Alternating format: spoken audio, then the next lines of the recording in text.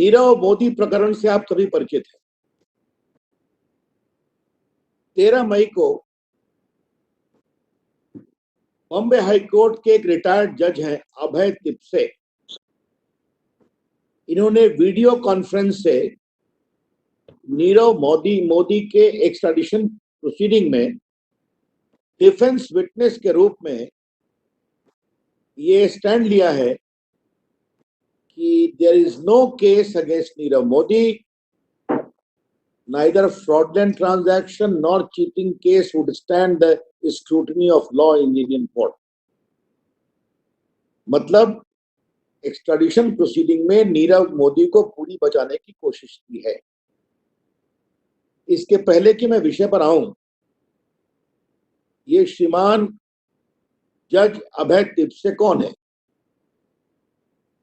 ये मुंबई हाईकोर्ट के एक रिटायर्ड जज हैं और रिटायर होने के लगभग 10 महीना पहले सुप्रीम कोर्ट कॉलेजियम ने इनको इलाहाबाद हाईकोर्ट ट्रांसफर किया था प्रशासनिक कारणों से, ऑन एडमिनिस्ट्रेटिव ग्राउंड्स।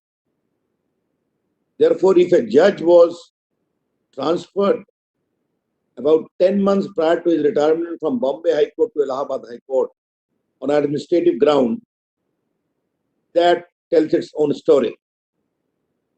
लेकिन उससे भी रोचक बात यह है, इन्होंने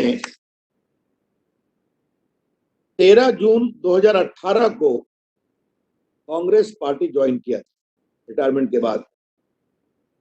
ये सब कुछ डिजिटल रिकॉर्ड पर अवेलेबल है, साइट्स पर अवेलेबल है, आपको पार्टी की ओर से उसको दिया जाएगा।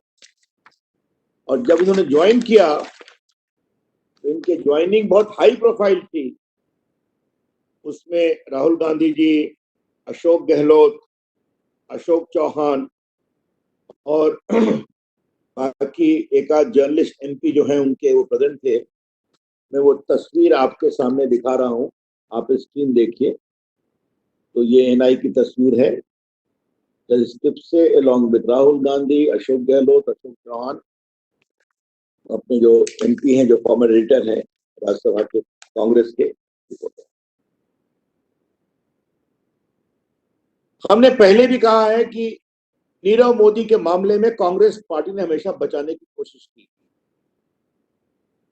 आपको याद होगा ये पूरा इनका जो उनको मिलता था, आप भी जानते हैं ये पूरी चीज क्या थी कि उनको लेटर ऑफ अंडरटेकिंग फेक मिलती थी, उसके आधार पर गारंटी मिलती थी और उसके आधार पर वो कंट्री में एक्सपोर्ट करते थे फॉरेन बैंकों से। और ये सब मामला लगभग अच्छे हजारों करोड़ों का है, जो अंडरटेकिंग 10,000 करोड़ की बढ़ती थी। हमने ये भी कहा था कि इस अधिकांश ये सब कुछ यूपीए 1 यूपीए 2 में हुआ था। और पूर्व में पार्टी की ओर से ये भी बताया गया था कि श्रीमान राहुल गांधी जी ने 13 सितंबर 2013 को नीरव मोदी के एक कार्यक्रम में शिरकत की थी, जिसका कोई डिनायल नहीं हुआ था। और आप लोगों को ये भी मालूम होगा, कई बार पार्टी में मैंने स्वयं प्रेस किया था और हमारे बाकी प्रवक्ताओं ने किया था, जो 80-20 की गोल्ड स्कीम है, इसमें नीरव मोदी के मामा मेहुल चोकसी को, उनकी कंपनी को काफी एक प्रकार से फायदा कराया गया जब यूपीए सरकार में वित्त मंत्री चिदम्बरम थी। और मुझे स्पष्ट रूप से याद है कि एक बार हम लोगों ने ये भी बताया था पत्रकार मित्रों को कि बहुत से आदेश उनको, संभवतः गीतांजलि एक्सपोर्ट्स नाम था मेहुल चोकसी का, उसके संबंध में ये आदेश कब हुए? जब 2014 का इलेक्शन रिजल्ट आ गया था। तो an acting government, caretaker government, even after being defeated, took many decisions in a manner deeply questionable. तो कांग्रेस पार्टी ने हर प्रकार से, चाहे वो नीरव मोदी हो, चाहे वो मेहुल चोकसी हो, उनको बचाने की कोशिश। अब जब वो गिरफ्तार हो गए हैं और उनके खिलाफ एक्स्ट्राडिशन प्रोसीडिंग चल रही है, तो कांग्रेस के एक मेंबर जो जज, रिटायर्ड जज हैं, वो डिफेंस में गवाही दे रहे हैं। जज ने बहुत कुछ केस किया है, वेस्ट बेकरी का भी केस किया है, बाकी भी केसेस किए हैं, उसकी चर्चा करने की जरूरत नहीं है। ये सबॉर्डिनेट जुडिशरी से आए। जैसा मैंने पहले बताया, रिटायरमेंट के 10 महीना पहले प्रशासनिक कारणों से इनको मुंबई हाईकोर्ट से इलाहाबाद हाईकोर्ट ट्रांसफर किया गया था। That tells in many way its own story. तो अब तो इतना सस्पिशियस सर्कमस्टेंसेस है, there is so much of suspicious circumstances surrounding the entire Saurabh,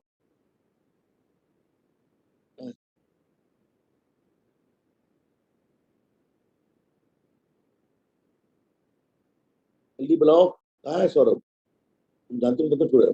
hello, आपकी आवाज आ रही है? सर, आपकी आवाज आ रही है सर, बोलिए। आवाज आ रही है? जी जी बोलिए। क्षमा करेंगे थोड़ा, वेरी सॉरी, वेरी सॉरी।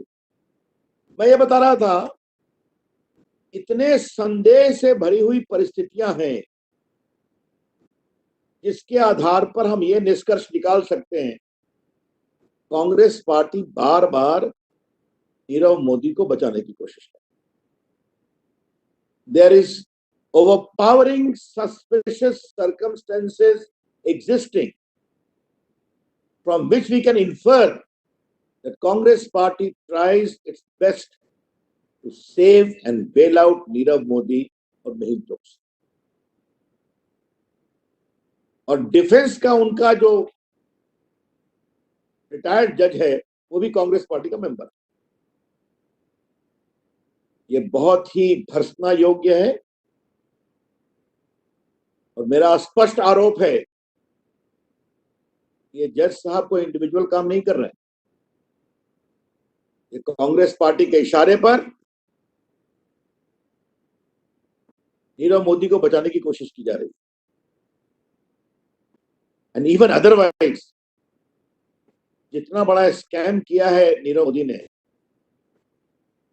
उस पर यह स्टैंड लेना कि नो केस ऑफ फ्रॉडलेंट और चीटिंग इज मेड आउट, क्योंकि मीडिया में है, आप लोग देख लें, मैं सब लिंक का नाम नहीं लूंगा, हमारी पार्टी के द्वारा आपको दिया जाएगा। लेकिन उन्होंने जो कहा है कि the offense of criminal conspiracy, cheating and dishonestly inducing delivery of property would not stand up under Indian law. जो लॉ की बेसिक समझदारी रखता है, वो भी ये कह सकता है कि ओपिनियन बिल्कुल ही कोलिसिव है, ये ओपिनियन गलत है। लेकिन जब नीरव मोदी को भारत लाने की देश की अपेक्षा है,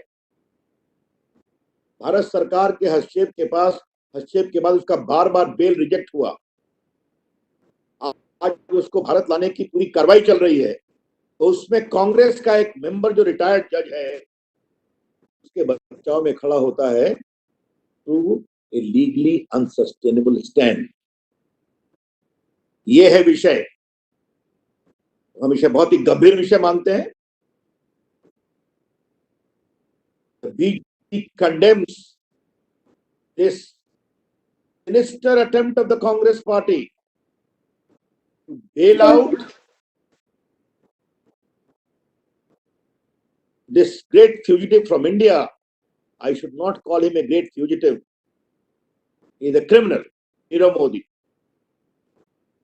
And who is trying to bail him out? A Congress member who is a retired judge of High Court. ये जो पूरा विषय है, इसके हम बहुत भर्त्सना करते हैं। ये कांग्रेस का सही चेहरा एक्सपोज करता है। कांग्रेस पार्टी ने जिस प्रकार से बेबुनियाद आरोप लगा करके नीरव मोदी का विषय उठाया था, उनकी सच्चाई सामने आ जाती है, जो डॉक्यूमेंटेड होती है। पहले भी बताया, जो सारे लेटर ऑफ अंडरटेकिंग्स थे अधिकांश उनके समय इशू किए गए। राहुल गांधी पहुंचे उनके कार्यक्रम में, फिर इलाहाबाद बैंक का बड़ा सा लोन मिल गया उनको। और जो मेहुल चोकसी हैं, उनके गीतांजलि एक्सपोर्ट को 80-20 गोल्ड स्कीम में तो फायदा हुआ, वो किसके वित्त मंत्री काल में हुआ, ये चर्चा हम कर चुके। अब ये अंतिम कड़ी है। Every time Congress party stands out to bail out Nirav Modi and Mehul Choksi, Congress हमेशा खड़ी हो जाती है। हम इसकी भर्त्सना करते हैं और हम देश को यह आश्वस्त करते हैं कि नीरव मोदी को भारत में एक्स्ट्राडिट करके लाने में कोई कसर नहीं छोड़ी जाएगी। और हमारी ओर से जो कोल्यूसिव ओपिनियन है ऑफ ए रिटायर्ड जज who is a Congress member, इसको भी हम एक्सपोज करें। That's all from my